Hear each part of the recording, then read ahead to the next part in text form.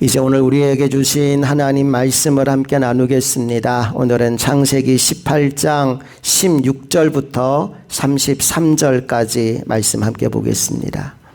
그 사람들이 거기서 일어나서 소돔으로 향하고 아브라함은 그들을 전송하러 함께 나가니라. 여호와께서 이르시되 내가 하려는 것을 아브라함에게 숨기겠느냐? 아브라함은 강대한 나라가 되고 천하 만민은 그로 말미암아 복을 받게 될 것이 아니냐? 내가 그로 그 자식과 건숙에게 명하여 여호와의 도를 지켜 의와 공도를 행하게 하려고 그를 택하였나니, 이는 나 여호와가 아브라함에게 대하여 말한 일을 이루려 함이니라.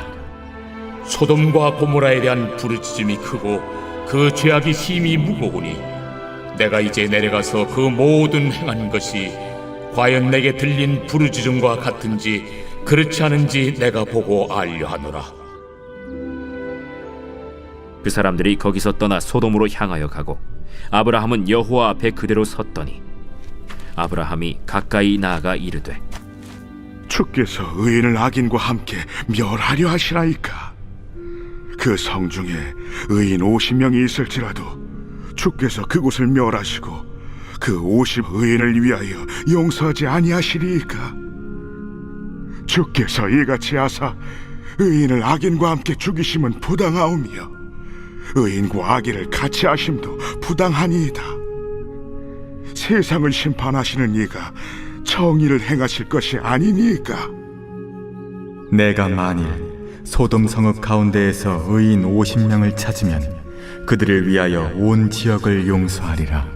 나는 티끌이나 재와 같사오나 감히 주께 아뢰나이다.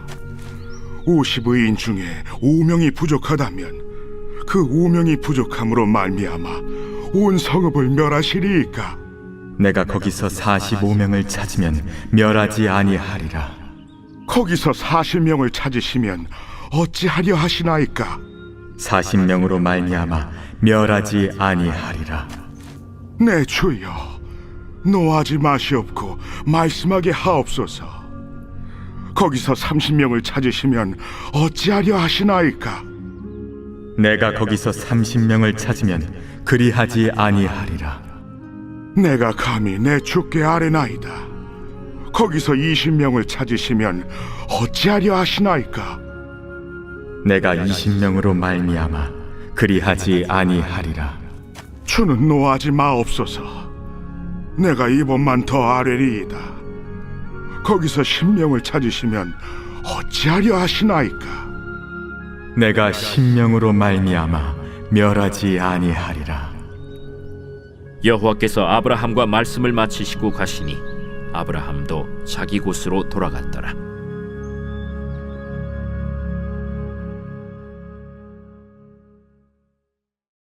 오늘은 아브라함의 중보 기도라는 제목으로 하나님 말씀을 나누겠습니다. 우리는 지금 매주 주일 아침마다 아브라함 이야기를 나누고 있습니다.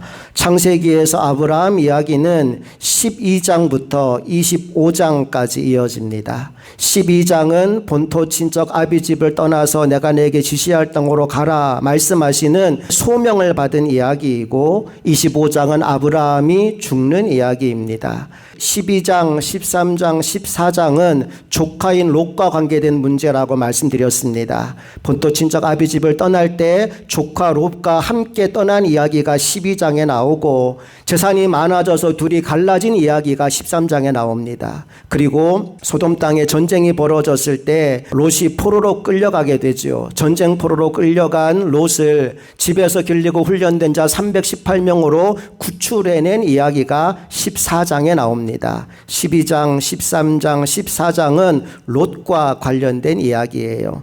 두 번째 부분인 15장, 16장, 17장에는 언약 맺는 이야기가 나옵니다. 15장에는 소위 횃불 언약이라고 해서 하나님이 쪼갠 짐승 사이로 횃불로 지나가시는 이야기가 나오고요. 16장에는 언약이 파기된 내용입니다. 하나님의 때를 기다리지 못해서 몸종 하갈을 통해 이스마엘을 가지게 된 이야기가 16장에 나옵니다. 그리고 17장에는 하나님이 다시 언약을 회복하시는데 할례를 통해서 이름을 바꾸시고 그들의 삶에 하나님의 약속의 아들을 주시겠다라고 다시 한번 언약해 주신 내용, 할례 언약의 내용이 17장에 나옵니다.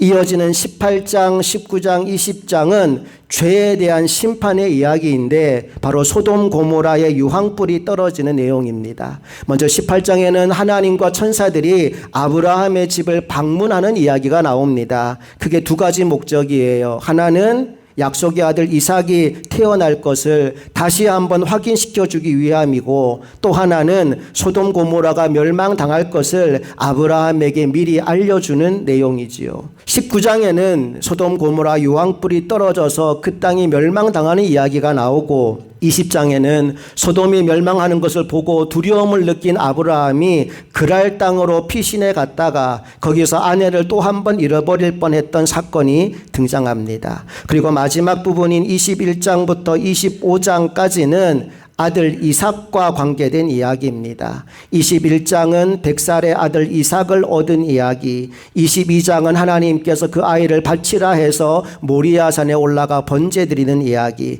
13장에는 아브라함의 아내인 사라가 죽게 되는 이야기, 24장에는 어머니를 잃은 이후에 외롭고 슬퍼하던 아들 이삭을 위해서 아내를 데리고 와서 이삭과 리브가가 결혼하는 이야기, 그리고 마지막 25장에는 아브라함이 죽는 이야기로 아브라함 이야기가 마무리됩니다. 제가 이 내용을 여러분에게 매주 보여드리는 것은 여러분이 지금 읽어나가는 게 성경에 어디쯤 위치해 놓는지를 알면 그 말씀이 훨씬 더 잘 기억되기 때문입니다. 여러분 머릿속으로 생각하다가 창세기 18장은 아브라함 얘기 중에 세 번째 파트에 나오는 얘기인데 18, 19, 20장은 소돔 고모라 멸망인데 18장에 천사가 방문했구나. 그렇게 딱 떠올리면 성경의 내용이 여러분 안에 선명해지는 거예요. 그걸 만들어 드리려고 매주 여러분에게 성경의 구조를 나누고 있습니다. 이번 주 우리가 18장 이야기를 계속 나눌 텐데, 하나님과 천사들이 아브라함의 집을 방문한 이야기라고 했지요. 두 가지 목적이 있다고 했습니다. 하나는 아브라함과 사라에게 이삭을 줄 것이란 그 약속을 다시 한번 확인시켜 주기 위함이었고, 두 번째 목적은 소돔과 고모라를 심판하는 것이었습니다. 이제 첫 번째 목적을 다 이룬 하나님 일행이 소돔 고모라를 심판하기 위해서 떠날 준비를 합니다. 그게 오늘 본문의 시작입니다. 16절과 17절 말씀을 다 같이 읽어볼게요. 시작. 그 사람들이 거기서 일어나서 소돔으로 향하고 아브라함은 그들을 전송하러 함께 나가니라. 여호와께서 이르시되 내가 하려는 것을 아브라함에게 숨기겠느냐. 하나님이 천사들과 함께 가다가 걸음을 돌이켜서 아브라함에게 다시 옵니다. 그리고 이렇게 말씀하시죠. 내가 하려는 것을 아브라함에게 숨기겠느냐. 하나님이 이렇게 말씀하시는 걸로 미루어 보면 아마 하나님이 처음에는 그냥 가시려고 했다가 마음을 바꾸신 것 같아요. 아니지, 아브라함한테는 내가 얘기해야지. 그리고 돌아오셔서 하나님의 속마음을 아브라함에게 털어놓고 계신 중입니다. 여러분들에게는 비밀을 털어놓을 만한 상대가 있으십니까? 내 안에 감추어진 이야기를 누군가에게 들려주고 싶을 때 내가 마음을 열고 들려줄 누군가가 여러분에게는 존재합니까? 보통 아주 친한 친구, 믿을 만한 사람에게 우리는 비밀 이야기를 합니다. 성경을 보니까 하나님도 그러하신 것 같아요. 이사야 41장 8절에서 뭐라고 말했느냐 하면 아브라함을 나의 벗이라고 불렀어요. 다 같이 읽어볼게요. 그러나 나의 종 너 이스라엘아, 내가 택한 야곱아, 나의 벗 아브라함의 자손아. 이스라엘 백성을 뭐라고 부르느냐 하면 그냥 아브라함의 자손이 아니고 나의 친구인 아브라함의 자손아 라고 불렀어요. 하나님이 아브라함을 친구처럼 여겼다는 겁니다. 야고보서 2장 23절도 마찬가지입니다. 다 같이 읽어볼게요. 이에 성경에 이른 바 아브라함이 하나님을 믿으니 이것을 의로 여기셨다는 말씀이 이루어졌고 그는 하나님의 벗이라 칭함을 받았나니. 아브라함이 어떻게 칭함을 받았다고요? 하나님의 벗이라고, 하나님의 친구라고. 그러니까 하나님이 아브라함에게 비밀이 없으셨던 겁니다.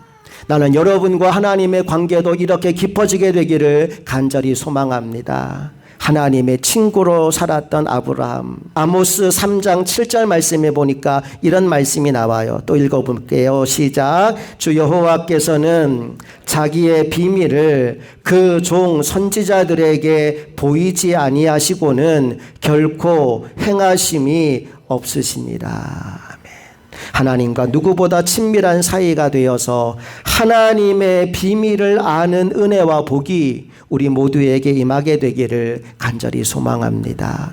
예레미야 33장 3절에 보니까요. 너는 내게 부르짖으라 내가 내게 응답하겠고, 그 다음에 이렇게 이어집니다. 내가 알지 못하는 크고 은밀한 일을 내게 보이리라. 친한 사람에게는 마음에 있는 비밀을 다 털어놓듯이 하나님과 친해진 그 사람에게는 하나님의 비밀이 그대로 전해집니다. 오늘 여러분에게 그리고 저에게 이 복이 임하게 되기를 원합니다. 여러분, 그런데요, 하나님과 친하다는 건 단순히 교회에 나오는 수준을 넘어서는 것임을 여러분도 아시죠? 그냥 주일날 한번 잠깐 와서 예배드리고 가는 걸로 하나님과 친하다라고 말할 수는 없을 겁니다. 말씀과 기도의 생활이 깊어져서 하나님의 음성을 듣고 그분의 인도하심을 느끼며 그분의 지혜와 능력이 온전히 그 심령 가운데 임하는 우리 모두가 그런 성숙한 그리스도인들이 다 될 수 있기를 간절히 바랍니다. 이제 본문 20절과 21절 말씀을 같이 읽어볼게요. 시작. 여호와께서 또 이르시되 소돔과 고모라에 대한 부르짖음이 크고 그 죄악이 심히 무거우니 내가 이제 내려가서 그 모든 행한 것이 과연 내게 들린 부르짖음과 같은지 그렇지 않은지 내가 보고 알려 하노라. 이제 하나님이 아브라함에게 자신이 하실 일을 설명해 주시는데 이 내용을 통해 우리가 알 수 있는 첫 번째 메시지는 뭐냐 하면 하나님은 우리의 부르짖음을 들으시는 분이라는 사실입니다. 내게 들린 부르짖음이라고 말씀하시죠. 여러분이 하나님께 부르짖어 기도할 때 그 기도는 사라지지 않습니다. 하나님은 절대로 하나님의 백성들의 부르짖음을 외면하지 않으십니다. 간절한 부르짖음에 하나님은 반응하십니다. 아까 잠깐 보았던 예레미야 33장 3절 우리 앞부분만 다 같이 읽어볼게요. 시작. 너는 내게 부르짖으라 내가 내게 응답하겠고. 아멘. 하나님은 우리의 부르짖음에 응답하시는 줄로 믿습니다. 자, 본문에 돌아와서 하나님이 부르짖음을 들으셨어요. 그리고 그에 대한 응답으로 소돔과 고모라를 방문하려고 하십니다. 우리가 여기서 알 수 있는 두 번째 진리는 하나님은 심판하시기 전에 먼저 오셔서 확인하신다라는 사실입니다. 여러분, 하나님께서 그렇게 하시는 것은 몰라서가 아니에요. 곧바로 심판하실 수도 있지만 직접 내려가서 보신다는 건 마지막으로 한 번 더 회개의 기회를 주시겠다라는 의미가 담겨 있는 겁니다. 우리에게 한 번 더 기회를 주실 때 그 기회를 놓치지 않게 되기를 간절히 바랍니다. 자, 이제 하나님의 계획을 들은 아브라함이 하나님의 걸음을 멈추어 세웁니다. 하나님 앞에 딱 가로막고 서게 돼요. 22절에 보니까 그 사람들이 거기서 떠나 소돔으로 향하여 가고 아브라함은 여호와 앞에 그대로 섰다라고 나옵니다. 말하자면 하나님의 걸음을 멈추어 세운 거예요. 하나님이 아브라함에게 소돔을 멸하러 간다라고 하는 말을 들었는데 그 말을 듣는 순간 아브라함은 하나님을 그냥 보낼 수가 없었어요. 아마 제일 먼저 머릿속에 떠오른 것이 소돔 땅에 살고 있는 조카 롯이었을 겁니다. 비록 자신을 배반하고 떠난 조카이지만 하나밖에 없는 피부치인 조카 롯이 그 도시와 함께 멸망당할 것을 생각하니 아브라함 눈앞이 아마 깜깜해졌을 것입니다. 그래서 아브라함이 하나님 앞에 딱 버티고 서서 그 걸음을 멈추게 한 것이지요. 그리고는 당돌하게 이런 질문을 던집니다. 23절 다 같이 읽어볼게요. 시작. 아브라함이 가까이 나아가 이르되 주께서 의인을 악인과 함께 멸하려 하시나이까. 하나님이 정의로운 하나님이신데 정의로운 하나님이 의인들을 악인과 함께 멸하시겠습니까? 라고 질문합니다. 말하자면 하나님의 공의에 대한 질문을 던진 겁니다. 성경에 하나님의 성품이 크게 두 가지로 나옵니다. 그 중에 하나가 공의이고 또 하나가 사랑입니다. 하나님은 공의의 하나님이시고 사랑의 하나님이십니다. 한번 따라해 볼까요? 하나님은 공의의 하나님이시고 사랑의 하나님이십니다. 여러분, 그런데 이 공의와 사랑 이 두 가지는 항상 충돌하기 쉽습니다. 정의롭고 공정하게 정직하고 공의롭게 일을 처리하다 보면 그 사람을 향하여 차갑고 냉정하다라고 평가를 내리기 쉬워요. 반대로 사랑으로 무슨 일을 하게 되면 정에 이끌린다, 공정하지 못하다라는 말을 듣기 쉽습니다. 그런데 하나님이 이 두 가지 성품을 모두 가지고 계신 거예요. 공의와 사랑. 그리고 하나님의 공의와 사랑이 완벽하게 드러난 자리가 바로 십자가입니다. 죄의 삭슨 사망이기 때문에 그 공의를 이루기 위해서는 반드시 죄인인 내가 죽어야 됩니다. 그런데 하나님이 나를 너무나 사랑하셨기에 나를 살리고 싶어 하셨습니다. 이 두 가지 딜레마가 충돌하게 된 거지요. 죄의 삭슨 사망인데 나를 죽이고 싶지 않아요. 그래서 하나님이 선택하신 방법이 죄 없으신 독생자 예수를 나 대신 십자가에서 죽게 하신 겁니다. 이를 통해 하나님은 온 천하에 당신의 공의와 사랑을 드러내 보이셨어요. 자, 이제 소돔 고모라를 멸하시기 위해 떠나시는 하나님을 가로막고 아브라함이 하나님의 공의에 관한 질문을 던집니다.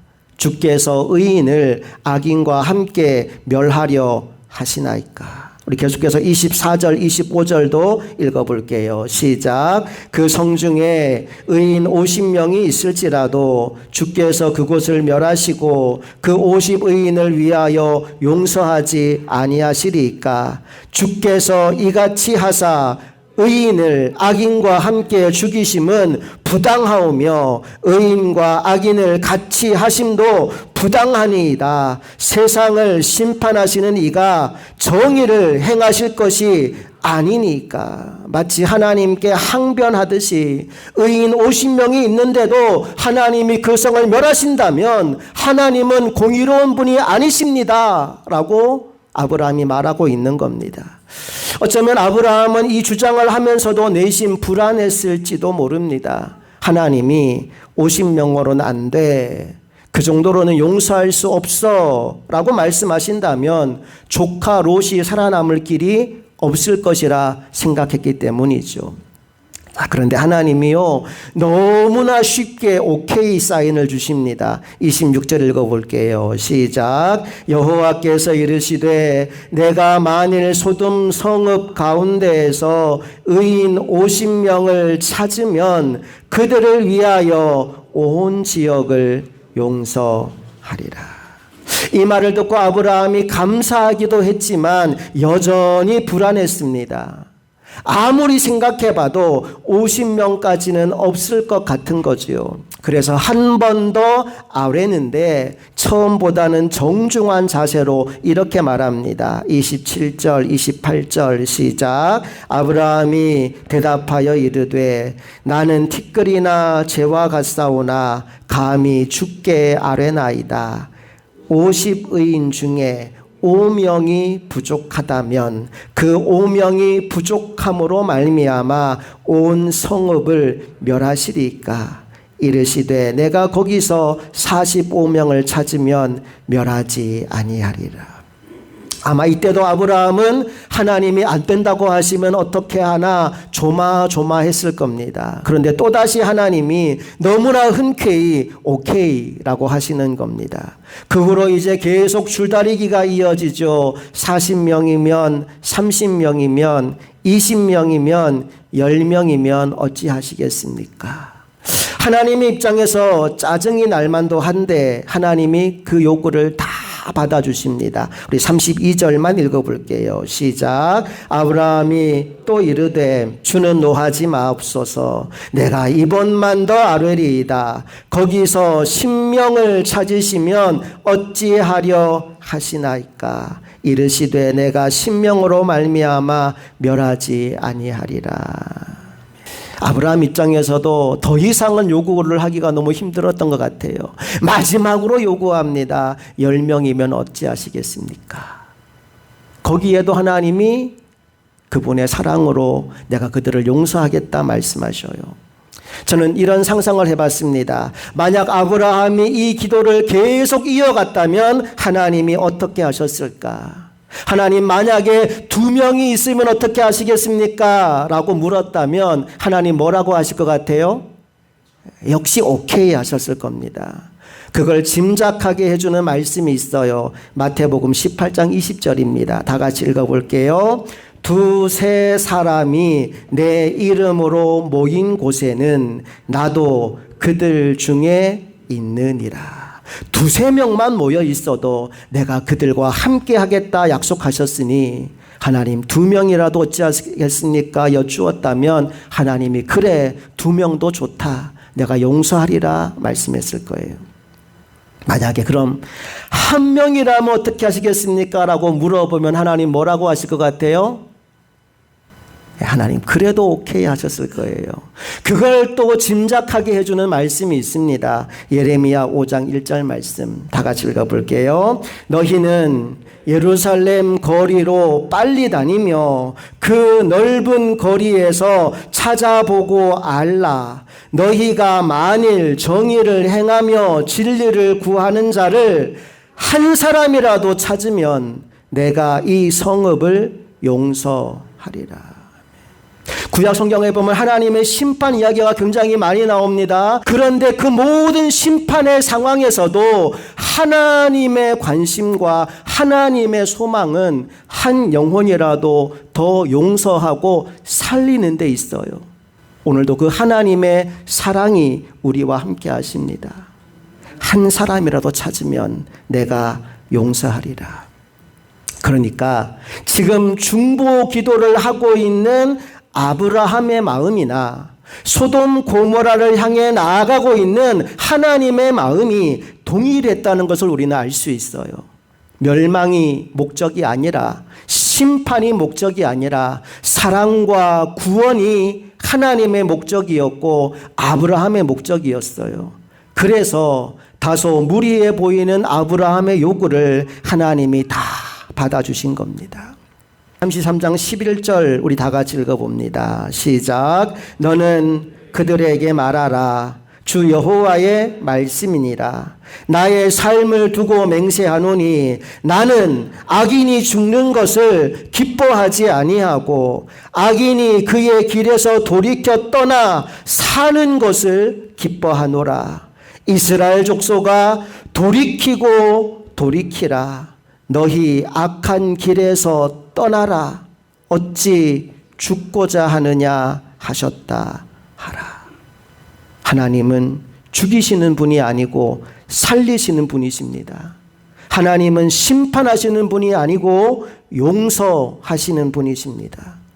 우리는 때로 하나님을 무서운 분이라고 여기는 경우가 있습니다. 물론 죄에 대해서 무섭게 심판하시는 하나님이 맞으십니다. 그러나 하나님은 우리가 생각하는 것보다 훨씬 더 은혜로운 분이시고 사랑으로 충만한 분이십니다. 그래서 아무리 무거운 죄가 있다 하더라도 주님께 고백하면 용서함을 받게 되고 아무리 힘든 일이 있다 해도 주님께 고하면 해결함을 받게 되는 겁니다. 그러므로 오늘 여러분의 인생 가운데 어떤 일이 있다 하더라도 은혜의 보좌 앞으로 담대히 나아가는 하나님의 종들이 다 될 수 있기를 간절히 바랍니다. 안타까운 건 우리가 다 아는 것처럼 이 소돔 고모라에는 결국 의인 10명을 찾을 수가 없어서 심판의 불이 임하게 됩니다. 10명이라면 사실 롯의 직계 가족보다 조금 더 많은 숫자입니다. 롯과 아내와 두 딸, 총 4명의 가족이 그곳에 살았지요. 두 딸이 모두 약혼자가 있었기 때문에 예비 사위들까지 합친다면 6명이 의인으로 살았을 가능성이 있었습니다.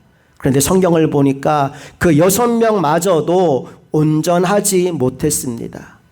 소돔과 고모라가 멸망받기 전 롯이 예비 사위들을 살리기 위하여 그들에게 구원의 손을 내밉니다. 그런데 안타깝게도 그들은 그 말을 농담으로 여겼다라고 말합니다. 창세기 19장 14절로 가보겠습니다. 다 같이 시작. 롯이 나가서 그 딸들과 결혼할 사위들에게 말하여 이르기를 여호와께서 이 성을 멸하실 터이니 너희는 일어나 이곳에서 떠나라 하되 그 사위들이 농담으로 여겼더라. 롯이 아무리 얘기해도 들으려고 하지 않습니다. 근데 이 예비 사위들만이 아닙니다. 이 천사들이 가족들을 이끌고 산으로 도피하라고 하면서 절대로 뒤를 돌아보지 말라고 했거든요. 그런데 롯의 아내가 뒤를 돌아보아서 소금 기둥이 되고 맙니다. 19장 26절 읽어볼게요. 시작. 롯의 아내는 뒤를 돌아보았으므로 소금 기둥이 되었더라. 그게 끝이 아니에요. 롯과 두 딸이 살아남았는데 두 딸은 이제 더 이상 남자를 만날 수가 없겠구나라는 생각에 사로잡힌 나머지 아버지의 씨를 잇겠다고 아버지에게 술을 먹여 취하게 한 이후에 두 딸이 번갈아 아버지와 잠자리를 가져서 임신을 하고 맙니다. 19장 31절부터 33절까지 또 읽어볼게요. 시작. 큰딸이 작은딸에게 이르되 우리 아버지는 늙으셨고 온 세상의 도리를 따라 우리의 배필될 사람이 이 땅에는 없으니 우리가 우리 아버지에게 술을 마시게 하고 동침하여 우리 아버지로 말미암아 후손을 이어가자 하고 그 밤에 그들이 아버지에게 술을 마시게 하고 큰딸이 들어가서 아버지와 동참하니라. 그러나 그 아버지는 그 딸이 눕고 일어나는 것을 깨닫지 못하였더라. 기가 막히지 않습니까? 결국 그 땅에는 의인이 하나도 없었던 거예요. 그나마 롯이 살아남은 것도 롯이 정말 의로워서가 아니라 아브라함의 간절한 중보 기도 때문이었다고 19장 29절은 언급합니다. 우리 이 말씀도 읽어볼게요. 시작. 하나님이 그 지역의 성을 멸하실 때 곧 롯이 거주하는 성을 엎으실 때 하나님이 아브라함을 생각하사 롯을 그 엎으시는 중에서 내보내셨더라. 롯이 의로워서가 아니라 아브라함의 그 간절한 기도 때문에 아브라함을 생각하사 롯을 살려준 것이다 라고 말씀하고 있어요. 여러분, 오늘 여러분은 어떤 삶을 살고 계십니까? 여러분들은 주변 사람들에게 어떤 영향력을 끼치며 살고 계십니까? 아브라함의 삶을 사십니까? 아니면 롯의 삶을 살고 계십니까? 사실 이 두 사람의 출발은 같았습니다. 둘 다 갈대아 우르에 살았고 함께 그곳을 떠나 약속의 땅 가나안까지 왔습니다. 그런데 그 후로 시간이 흘러가면 흘러갈수록 두 사람의 인생은 완전히 달라지게 됩니다. 아브라함은 축복의 통로로 살았습니다. 자신만 복을 받은 것이 아니라 그 주변에 있는 모든 사람들이 그 복을 함께 누리게 만들었습니다. 반면 롯은 주변에 선한 영향력을 끼치기는커녕 자기 하나 지키기도 급급했습니다. 베드로후서 2장 6절 이하에 롯의 이야기가 한 번 더 등장합니다. 같이 읽어볼게요. 시작. 소돔과 고모라 성을 멸하기로 정하여 재가 되게 하사 후세에 경건하지 아니할 자들에게 본을 삼으셨으며 무법한 자들의 음란한 행실로 말미암아 고통당하는 의로운 롯을 건지셨으니 이는 이 의인이 그들 중에 거하여 날마다 저 불법한 행실을 보고 들으므로 그 의로운 심령이 상합니다. 여러분 보세요. 롯이 소돔 고모라 땅에 살았는데 그 땅에 살면서 그 땅의 사람들을 변화시킨 것이 아니라 오히려 그 땅에 사는 동안 날마다 그들의 행실을 보고 들음으로 말미암아 그 마음이 상하였다라고 말씀하고 있어요. 세상에는 온도계와 같은 사람이 있고 온도 조절기와 같은 사람이 있습니다. 여러분 온도계와 온도 조절기의 차이를 아십니까? 온도계는 날씨가 추우면 수온주가 내려가고 더우면 수온주가 올라갑니다. 이렇듯이 환경에 따라서 기분과 감정과 삶의 태도가 달라지는 사람, 오르락 내리락 하고 사는 사람은 온도계와 같은 삶을 사는 사람입니다. 반면에 온도 조절기는 날씨가 추우면 온도를 올리고 날씨가 더우면 온도를 내려서 일정한 온도를 유지하게 만드는 기능을 합니다. 오늘도 날씨가 매우 더운데 에어컨의 온도를 20몇 도에 딱 맞춰 놓으면 이 공간을 그 온도로 바꾸어 버립니다. 그게 온도 조절기의 기능이지요. 롯은 온도계와 같은 사람이었습니다. 그래서 소돔에 거주하면서 점점점 그 죄악의 문화에 물들어 갔습니다. 그 마음이 상했지만 그 도시를 변화시키는 일에는 단 한 걸음도 나아가지 못합니다. 오히려 그 도시의 어두운 문화에 자신도 딸들도 아내도 다 물들고 말았던 거예요. 반면에 아브라함은 온도 조절기와 같은 사람이었습니다. 그는 심지어 하나님의 걸음까지 멈추어 세우고 중보기도를 통하여 하나님의 마음까지 움직이려고 했던 그런 사람이었던 거예요. 나는 저와 여러분이 온도 조절기와 같은 사람이 되기를 원합니다. 우리 모두가 주변에 선한 영향력을 미치는 삶을 살아가게 되기를 간절히 소망합니다. 이제 함께 찬양하기 원합니다. 온도 조절기의 사명을 가진 사람은 바로 중보 기도의 자리를 지키는 사람입니다. 오늘 아브라함이 소돔 고모라를 위하여 기도했듯이 우리도 그렇게 나라와 민족과 가족과 이웃을 위하여 기도하는 종들이 되기를 간절히 바랍니다. 우리 다 일어나셔서 함께 이 찬양 부르기 원합니다. 누군가 널 위해 기도하네.